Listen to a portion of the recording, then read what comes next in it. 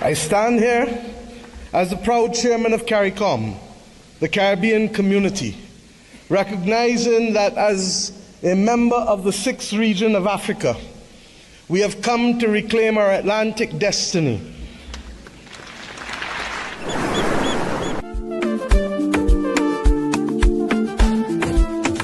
I came with the spirit of Sandiata, I can never be afraid. I came with the energy of Shaka, you go things in your grave. I came as the child of my father, I give thanks and praise.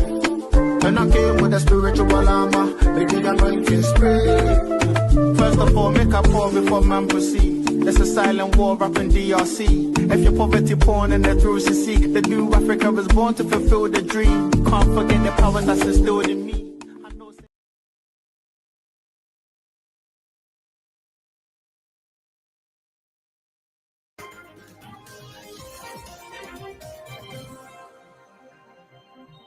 Akosia Denta Amoateng, popularly known as Denta, was born in Jaso in 1983 and moved to the UK at age 5. With a passion for acting and media, she appeared in British TV dramas like Judge John Deed and Prime Suspect before releasing a gospel album in 2005. In 2006, she launched The Denta Show, promoting Ghanaian and African culture, which gained wide popularity. Her influence grew as she co-hosted Miss Ghana UK, participated in Mentor, and hosted the Ghana Music Awards. In 2009, she founded the Ghana UK-based Achievement Awards, GUBA, celebrating individuals contributing to Ghanaian and British communities. Her hard work earned her recognition, including Young Social Entrepreneur of the Year and the African Woman in Europe Award. Denta also managed football players, supported youth academies, and later became International Relations Manager for Asante Kotoko. In 2016, she was honored with the Most Excellent Order of the British Empire, MBE, for her contributions to culture and community. Today, Denta continues to create platforms that showcase talent, uplift Ghanaian culture, and inspire the next generation. And she is our guest on Big Interview.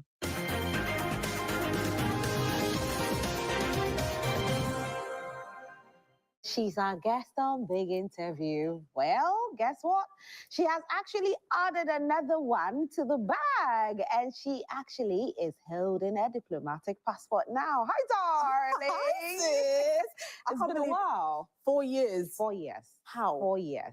Yes, 4 years. That's ridiculous. I know. We need to do better. I tell you, because it was, wait a minute. Like it feels like yesterday, but it's been so long. It's been too long. Yes. But so good to see you. You're looking good to beautiful. see you too. You look beautiful yourself. Thank you. And thank you so much for being here this morning. Thank you for having me. You know what? I'm so proud of you. I'm proud of who you are, who you have become, and the fact that you are actually, changing the narrative for a lot of young ladies out there. Thank you so much. I appreciate it. A lot of hard work.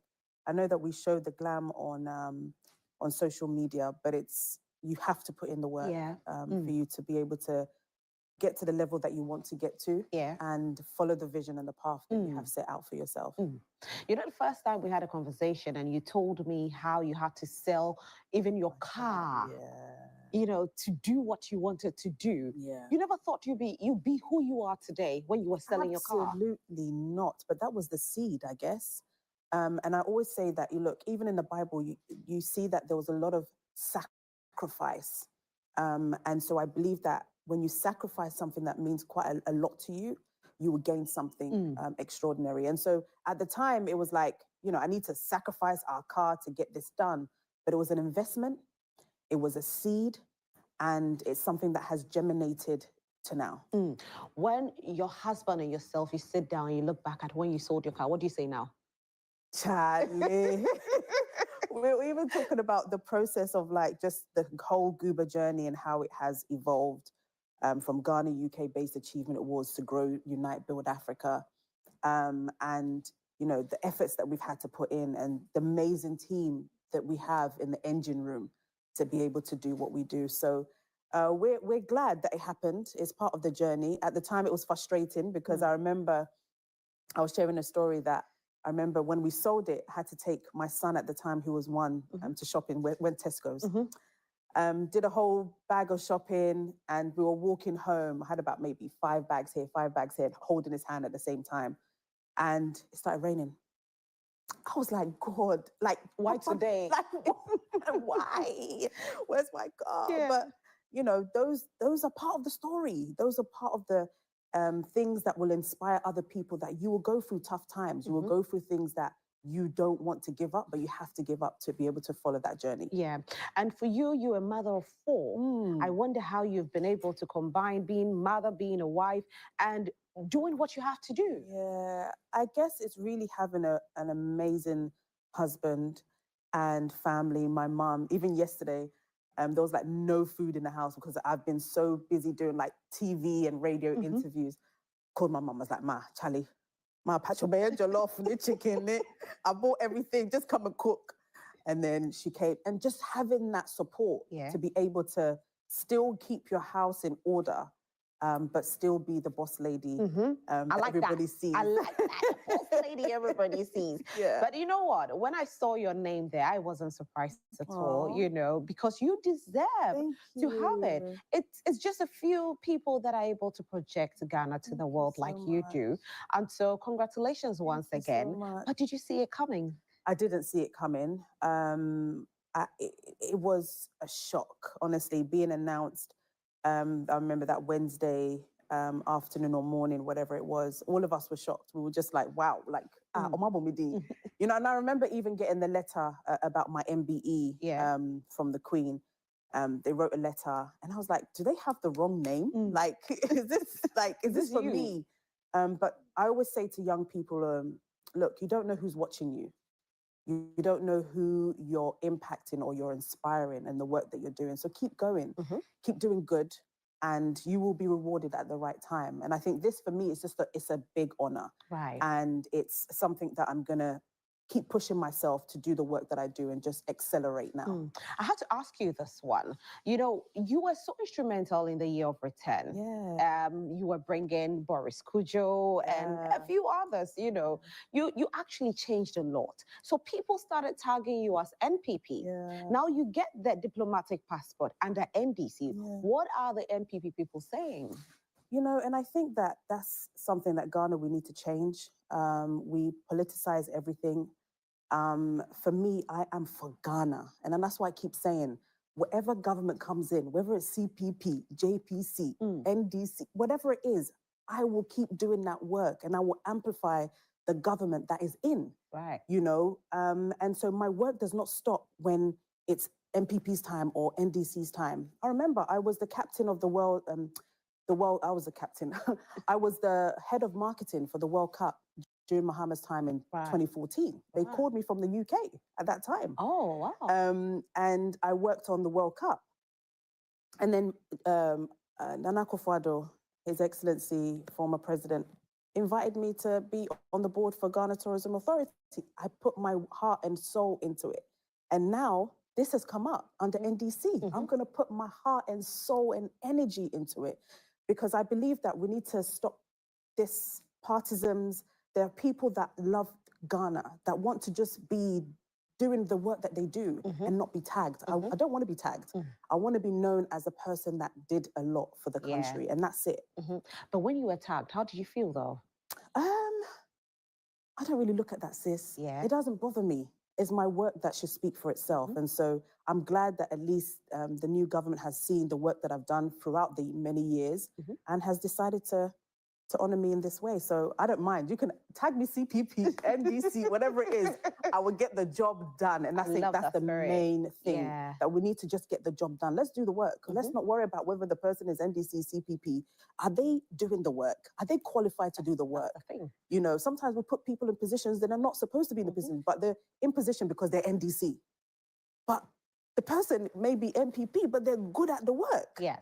You should pull them and do the work. And I think that's the mentality that we need to have. So Ghana first. Ghana first, and it always should be Ghana first and everything that we do. Yeah. You know, some of the TV series that you did when you were younger, EastEnders, I'm like, oh my God.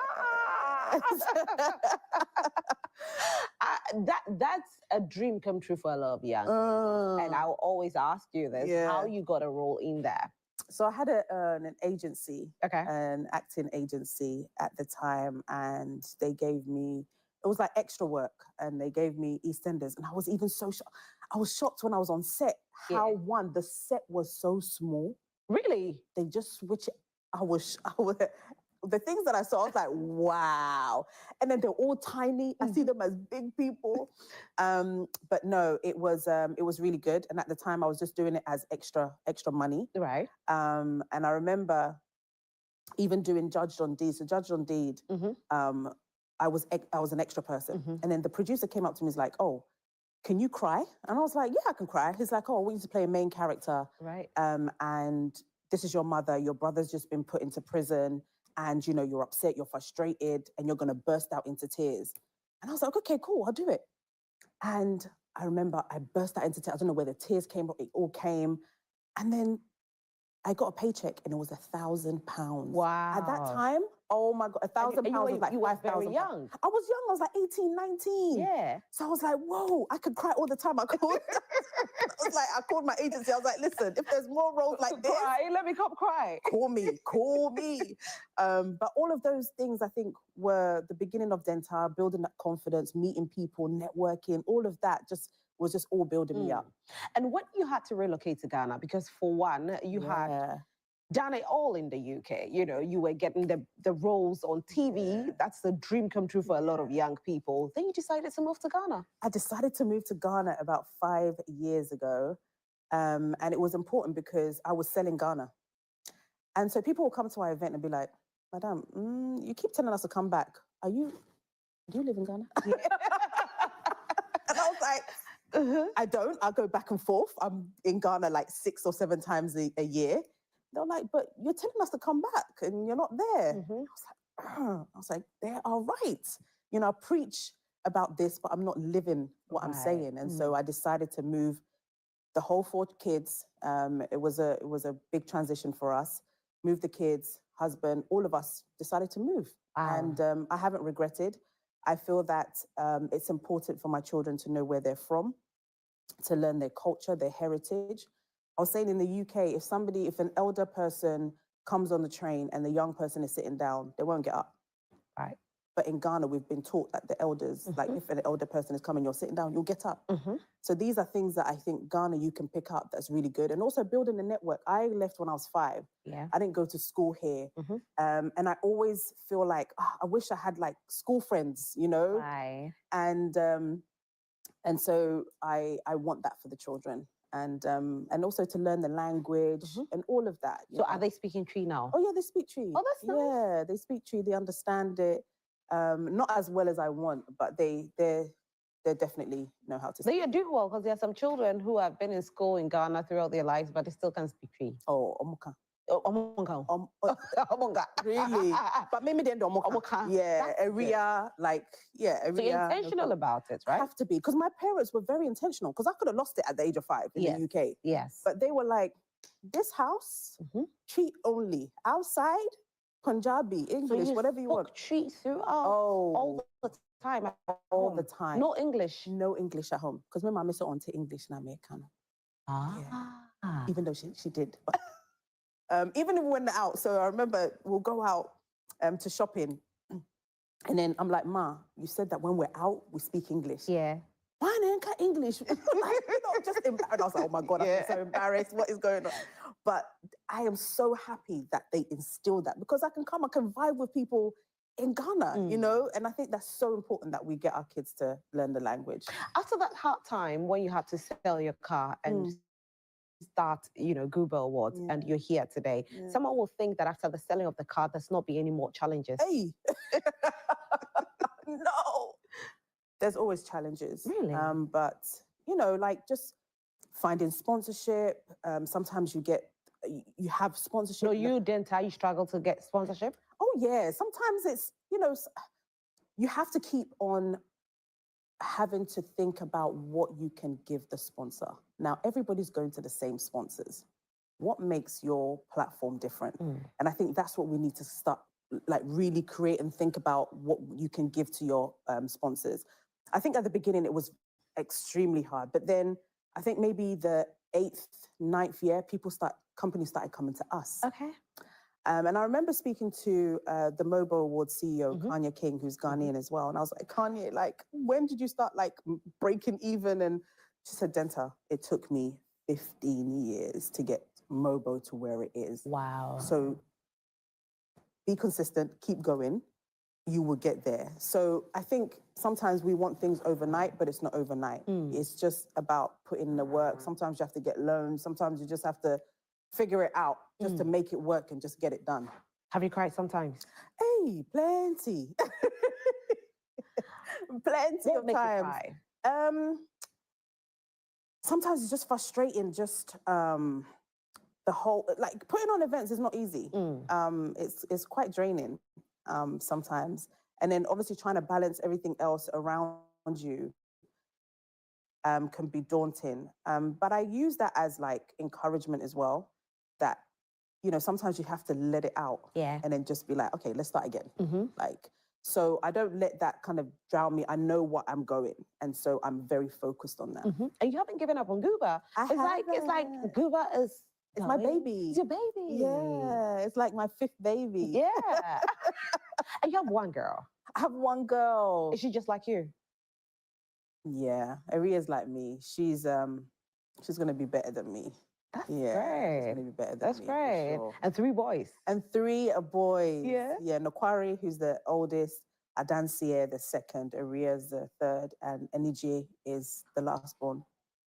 So Aria, is it Aria? Aria. Aha, because I know you gave them, you know, Ghanaian names. Yeah. So there's Nokwari, Adansie, Aria, and Enije. Yeah. Is there a reason for this? One, because I wanted positive names for my children. I wanted names that when people outside ask, oh, where's your name from? It's from Ghana. See, we're selling Ghana. It's from Ghana. And yeah, and I felt like when I see Nigerian names, they're very long, very some big name, and it means God's grace. But they stick to their Nigerian names. Yeah. You know, and I wanted that for my children. I wanted them to have Ghanaian names that when they say, oh, Aria, like the sunshine, wow. Yeah. Like you are bright, you're shining for sure. Yes. And Nijia joy, you know, Yeah. I wanted that. And I feel like whatever you name your child has an impact on their child as well. That's beautiful. Yeah. And I see their picture behind you. That's when they were young. Oh my goodness. Oh, they're older now. They're taller than me. Oh my goodness. This was, I think Anija was maybe about 4. Okay. Maybe Nokwari was 11 or 12. Yeah. This was when they're young. Oh, now, dear. Yeah. Oh my God. I look up. Look up. I bet you're a proud mom. I am. And I'm, you know, when you have 4 kids at the beginning, it's challenging. But now they're like, you know, I can vibe with them. Yeah. I can slap their faces. No, they're amazing. They're amazing children. And I'm glad that I've seen their growth, and they also see my journey as well. Now let's talk about the entertainment industry in Ghana. Some people say that this industry is not easy in Ghana. There's not a lot of support from government. Do you agree? I think we need to be more intentional. I think also, let's not always be relying on government. We need the private sector to also help. When you look at Nigeria, it's a lot of business people that are pumping money into the industry. Right. And so it needs to be driven by the private sector. But the private sector need to know what the benefit will be for them. Because they're business-minded people. Yeah. They're like, you know, what's the ROI? What's the return on investment? And so we need to be strategic in that and get in the private sector to support that. But currently, the private sector is not really supporting. Must it be mandatory for them to support? Mandatory. That'll be tough, right? Yeah. It needs to be somebody that has passion for it, the industry, that sees the vision and will then, you know, put in the money and will see, like, will not want the money in year 1, but maybe in year 5, right? But there needs to be a plan that is put in place so that they know what's coming. It's like putting a whole, like, deck proposal on that industry and seeing how people can come on board. And it might not just be one; it could be an immersive, like different companies coming together to do it. But how has the industry evolved? Because you have been in this industry since when? Probably in the 90s? Yeah, right. In the 90s. We used to watch you on TV. I mean, you were hosting Mentor. I mean, you've done it all. Yeah. What have you done? And with time evolved, right? Yeah, and I think even now, like I was seeing some of the stages that we're doing. It's incredible. Like it has evolved from the time that I was hosting to now. Like looking at the Ghana Music Awards, even this year, like the stage is incredible. How was it like when you were hosting? I mean, I hosted with the Music Awards was with Samini and Obo. Yeah. Yes, the three of us. It was amazing. It was my first time actually hosting something outside of Mentor. So I did Mentor 4 first with KOD. And then I did the Ghana Music Awards. So no, I loved it. I loved being on stage. But how was TV back then? Like if you compare then how production was and everything, and you compare now, because now we are having more of the Gen Zs coming in. Some people are of the opinion that, we are not too tough on presenters as it used to be back then. Were they tough for you?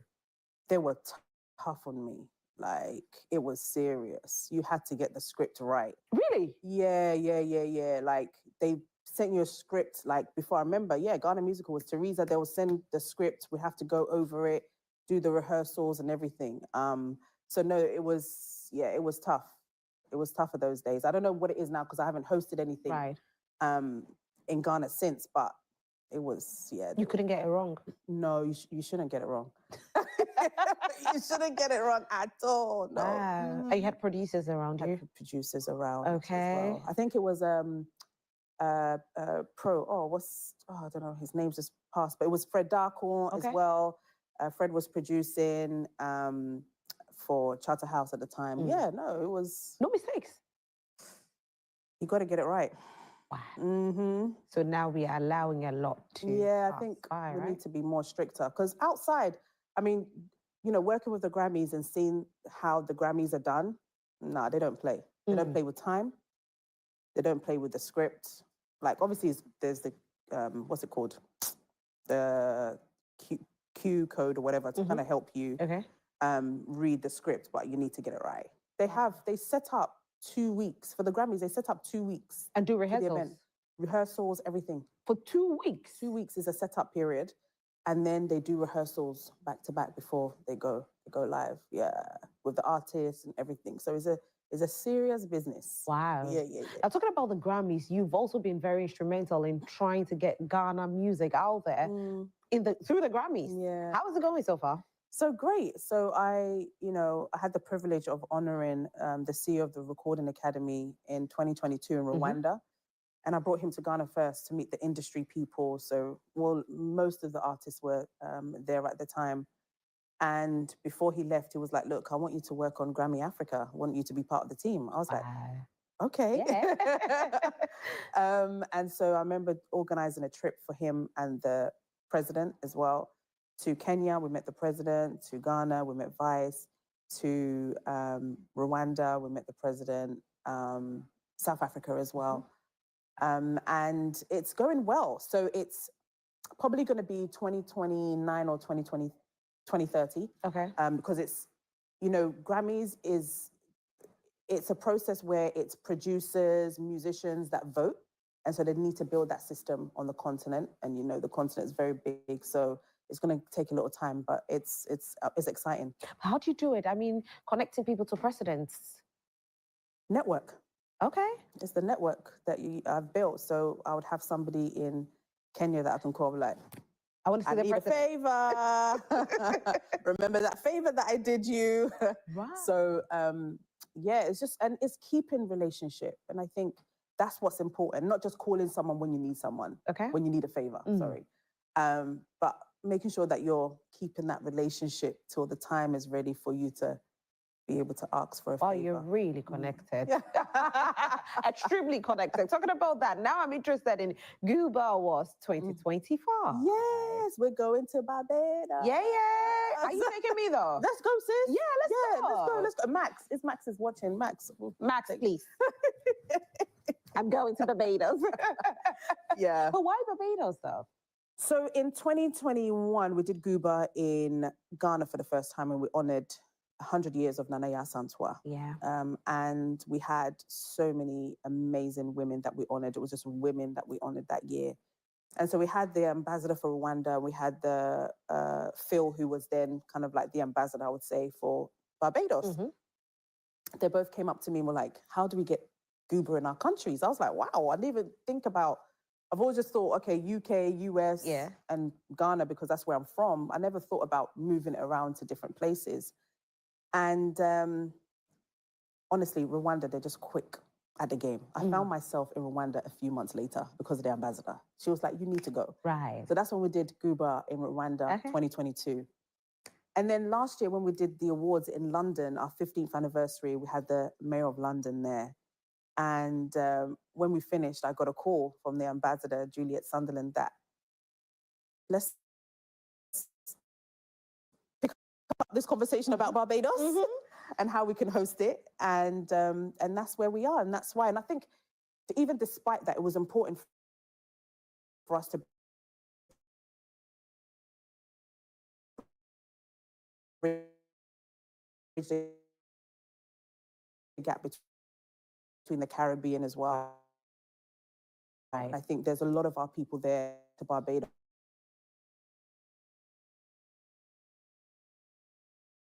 It's about time that we try to do more trade with them, and they also looking at investment opportunities on the continent as well. So yeah, that's why we're going to Barbados. That's beautiful. Yeah. So are we going to honor Ghanaians, or we are honoring just the people from Barbados? So, you know, GUBA now, we honor everyone. Okay. So anyone that's Black, anyone that's doing anything for Africa.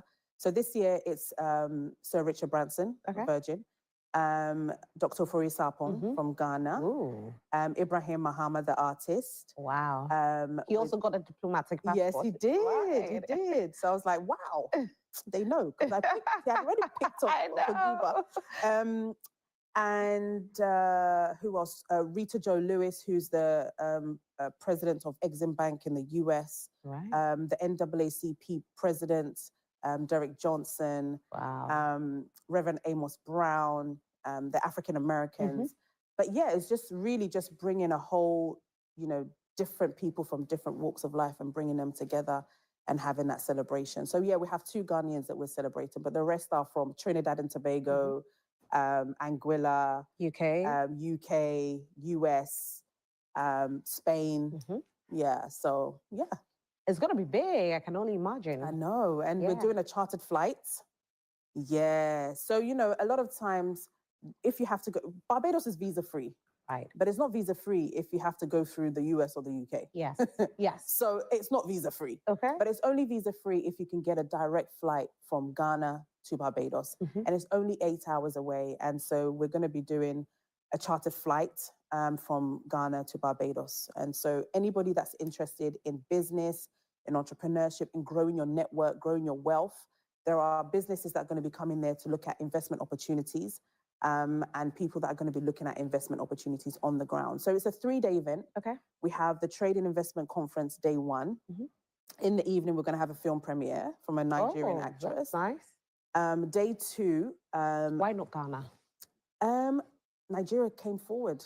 Yeah. Really? And sometimes that's the thing that we don't do. I put myself forward. Sometimes it's not them calling me ill. I will look at the opportunity and I will put myself forward. Wow. Don't be ashamed of that. Yeah. Because if you want to go somewhere and if you want to position yourself, you need to make that move. No one's going to sit there calling you. So she actually called you? Listen, their team reached out. Yes. So, you know, it's sometimes you have to make that call yourself. So then on the Tuesday, we're having Invest Barbados is going to take us on a tour to look at investment opportunities on the island. And in the evening, we have a reception at the Prime Minister's residence. And then the Wednesday is the GUBA Awards. Ooh, that's nice. Yeah. So it's we wanted to make sure that we put in a trade and investment conference. I don't want to just do awards anymore. I want to make sure that we are impacting the people that are there and leaving legacies. And so from now on, anytime that we do GUBA Awards, we're going to be doing a trade and investment conference with it. That's great. Yeah. So are tickets selling?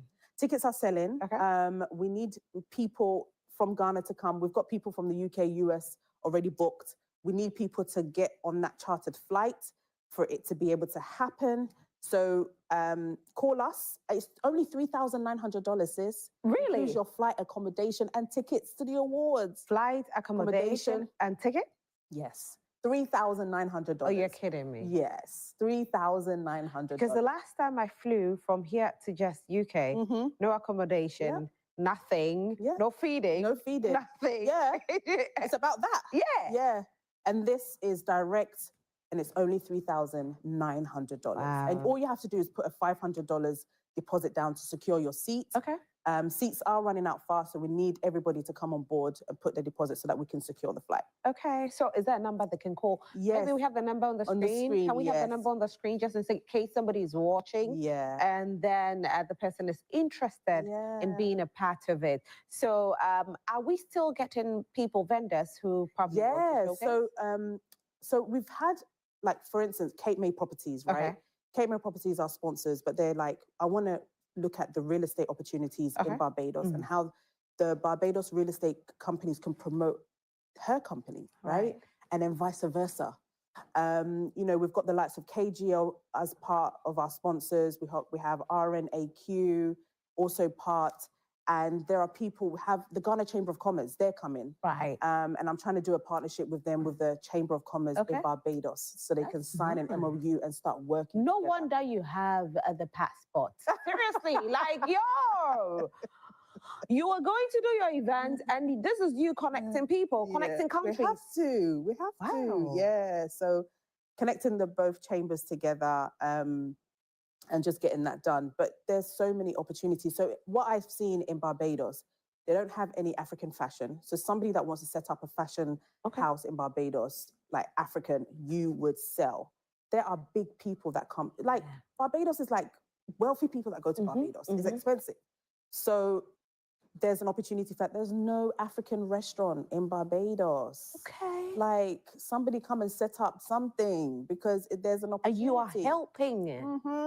I'll lead you to the Invest in Barbados and help them get you set up, you know. So there are so many opportunities. And also, Barbados is strategically positioned, an island, and it has access to 44 million people. So that's the Latin America. So if you have a product that you want to send to America, they're closer. So shipping will be cheaper. Let them do the finishing, the packaging, finish the product, and then send it out for you. So there's like, you just need to think outside the box and come and look at the opportunities. But there are opportunities there. That's great. So if you are interested in any of these, then definitely you'll have to call the number on the screen and book. You can do a $500. $500 deposit. That's it. To secure your seat. To secure your seat. Yeah. But then you have to make the payment before you fly out, right? Yes, of course. All right. We'll tell you the schedule and then you can make that payment. But the schedule is not out yet? No, no. When you call us, we'll give you the schedule. But when is the event?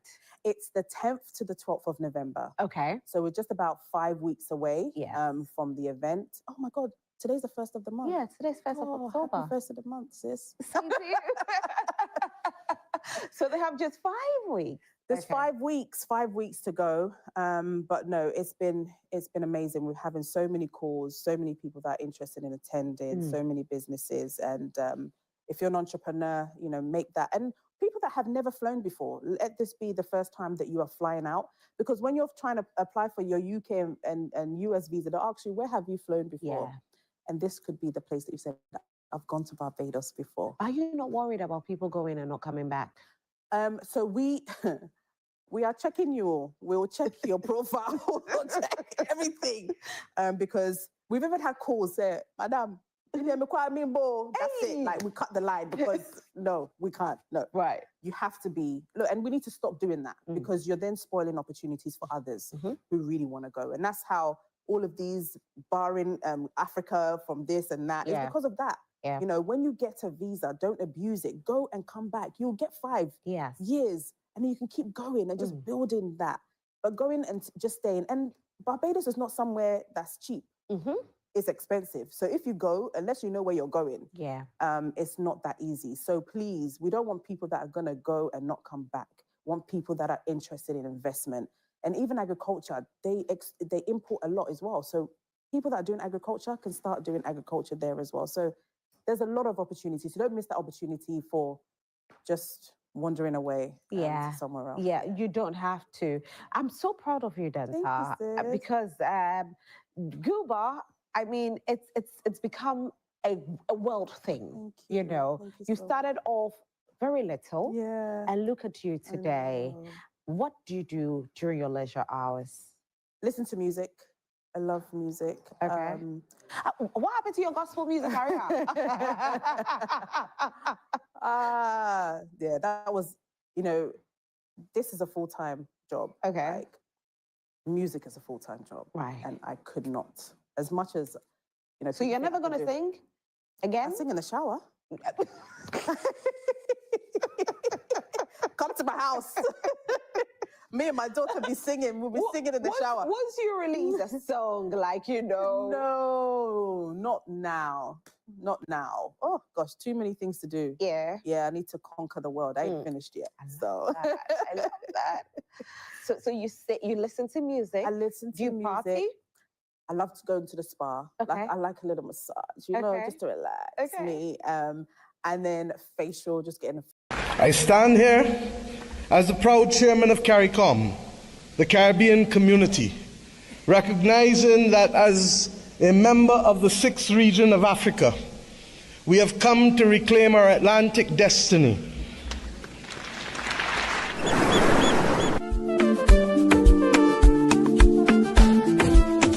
I came with the spirit of Sandiata, I can never be afraid. I came with the energy of Shaka, you go things in your grave. I came as the child of my father, I give thanks and praise. And I came with the spiritual armor, with the anointing spray. First of all, make a pour before man proceed. There's a silent war up in DRC. If you're poverty porn and the through you see, the new Africa was born to fulfill the dream. Can't forget the power that's instilled in me.